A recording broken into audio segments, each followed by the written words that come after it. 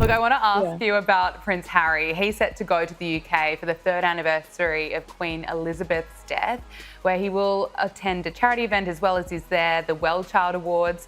So there are reports that Prince Harry has hit a shocking new low, and honestly, this one's impossible to spin. No heroic underdog story, no poor Harry narrative. The man who once rode in royal motorcades, guarded by elite security and basking in taxpayer-funded luxury, has now been slapped with a humiliating corporate rejection. And not from just anyone. We're talking about GlaxoSmithKline. Yes, the pharmaceutical giant GSK itself. So here's the tea. Harry wanted them to sponsor his private jet flight to the 2025 Wellchild Awards in the UK, a charity event, but sources say GSK's powerhouse CEO, Emma Walmsley, flat out refused. And get this, she didn't sugarcoat it. Insiders claim she basically told Harry he was way out of line, demanding luxury and security levels that just didn't make sense anymore. Let that sink in. The same Harry who spent years building this image of a relatable, climate-conscious philanthropist, suddenly expecting one of the world's biggest corporations to bankroll his sky-high whims? This wasn't just a polite, sorry, no. This was a wake-up call, a corporate slap on the wrist that screamed, enough is enough. What are you expecting? What are your thoughts around this trip? I'm hearing that he will not be meeting with King Charles because he is headed to the UK. No, you're right to say that. Now, let's talk about Emma Walmsley for a second. She's not just some executive, she's one of the most powerful women in global business. Her refusal to accommodate Harry's little private jet fantasy? Oh, it's huge. Sources close to GSK say Walmsley found his ask downright inappropriate, excessive. Basically, the royal-turned-celebrity was demanding like he still had palace privilege, when in reality, he's just another famous face trying to cash in on influence. This isn't just a decline stamped quietly on some request form. This was a public rebuke, a clear signal that Harry's no longer untouchable in the elite corporate world. Once upon a time, doors would swing open for him at any royal event. But now, that charm doesn't automatically translate.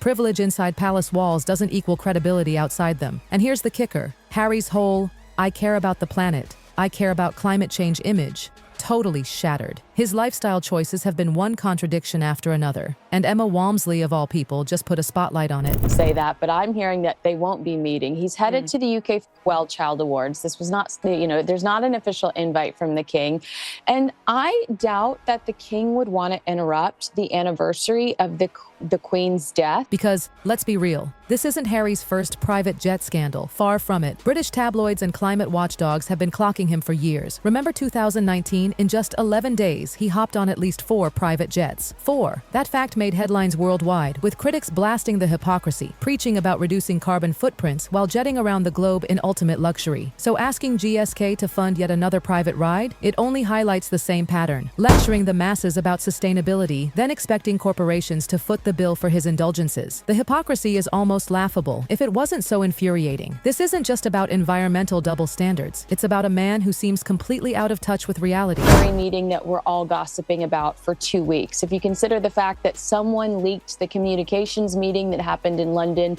a few weeks ago with the conveniently captured paparazzi photos of Prince. So when Harry came to GSK with these sky-high demands, it wasn't just unreasonable, it was laughable, a burden no corporation wanted to shoulder, especially for an event that's supposed to be about sick kids and charity, not celebrity ego trips. Honestly, this paints Harry as even more entitled. The Wellchild Awards were always supposed to shine a light on the courage of seriously ill children. But Harry's requests make it look like he's more concerned about his image, his luxury, and his safety than the actual cause. The captured paparazzi photos of Prince Harry and Meghan Markle's, communications person that's not a well-known individual. Yeah. It just all kind of shady, and I don't think that the king would do that to Prince William. Now let's not forget what the Wellchild Awards are really about. They celebrate the bravery of seriously ill children in the UK, a beautiful cause. But critics have long whispered that Harry often uses the event as a backdrop for his own personal branding. Think about it. His appearances always turn into massive photo ops. Cameras flashing, Harry front and center, every shot carefully curated to make him look like the compassionate royal-turned savior. But this latest stunt, asking for a corporate-funded private jet, it makes it crystal clear. For Harry, the charity is starting to look less like a mission and more like a stage, a glossy background for his luxury lifestyle. And this time, GSK wasn't having it. For the first time since stepping away from the royal family, Harry has been publicly denied by a global powerhouse. PR analysts told the Daily Mail that this isn't just a no, it's a massive signal, a flashing neon sign that corporate confidence in the Sussex brand is plummeting.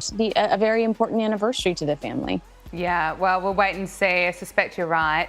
Elle Spencer has shared his touching personal message in honour of his late sister, Princess Diana, to mark 28 years since her death. Now he wrote... And you know what? The timing couldn't be worse for Harry. After a string of media flops, a collapsing Netflix empire, and Spotify outright pulling their $20 million podcast deal, GSK's decision feels like the nail in the coffin. This isn't just about losing one jet ride. It's about losing influence, losing credibility, losing that untouchable aura he once had. Remember when his UK approval rating used to soar above 80% during his military days? People loved him then. Fast forward to now, and YouGov polls show his approval rating has sunk to 23%. That's not a slip, that's a free fall. Gardens throughout the island. Always an impossible day. Now, Kinsey, plenty of messages of support have been pouring in after this post. You're absolutely right. I cannot believe it's been 28 years. And, to go back to... Let's be real. Harry's corporate rejection was inevitable. To many, he comes across as entitled, petulant, and, let's just say it, completely disconnected from reality. And let's not pretend this is an isolated case. It's not. Corporate partners have been backing away from Harry and Meghan for years. Remember Spotify? They pulled the plug after just one series in 3 years. And now, Netflix executives are reportedly rethinking their Sussex deals, especially after the flop of With Love, Meghan. GSK's rejection is the latest and loudest warning shot. Major corporations aren't willing to bankroll Harry's lifestyle anymore. The Sussex brand just isn't worth what it used to be. Meanwhile, Harry's been busy suing tabloids, suing the Home Office, suing almost anyone he thinks is against him. But here's the problem. Those lawsuits aren't painting him as brave or resilient. They're painting him as entitled, self-serving, the opposite of what he's trying to project. Even The Telegraph called it out, writing, "Harry seems to believe philanthropy means others fund his luxury while he delivers speeches about compassion." Ouch, that stings. And this GSK incident only proves that point. The world is over it. Over the lawsuits, over the lectures, over the double standards. People are no longer tolerating a prince who talks sacrifice while living in California mansions and demanding private jets. Let's rewind to one of Harry's biggest scandals, his private flight habit. Remember 2019? Short-haul trips, private jets galore, climate activists, celebrities, and tabloids all piled on him for his jaw-dropping hypocrisy. Don't lecture us about sustainability while jetting around in luxury, they said, and they were right. Now, with this GSK episode, that old hypocrisy is back in the spotlight. His critics didn't even have to dig. It's served on a silver platter. Here's a man who spent years building a platform on climate change awareness, begging for corporations to fund the very lifestyle that contradicts everything he preaches. It's not just tone deaf, it's insulting. Insulting to the public who actually cares about climate change. Insulting to the kids the Wellchild Awards are supposed to honor. Insulting to the charities who scrape every penny together for genuine causes. And so, Harry's been forced into a brutal reality check. Status alone doesn't buy immunity anymore. Fame doesn't guarantee privilege. Not in 2025. Not when corporations are under the microscope. Not when public trust is so fragile. And not when entitlement is impossible to hide. Look at the trajectory. Once hailed as the golden boy of the royal family, Harry is now circling the drain of corporate rejection, dwindling public support, and collapsing deals. He's losing control of the narrative, and the world is no longer willing to buy the victim prince storyline. And in gossip circles, in tabloids, in living rooms across the globe, people will whisper the same question. Has Prince Harry finally lost touch with reality for good?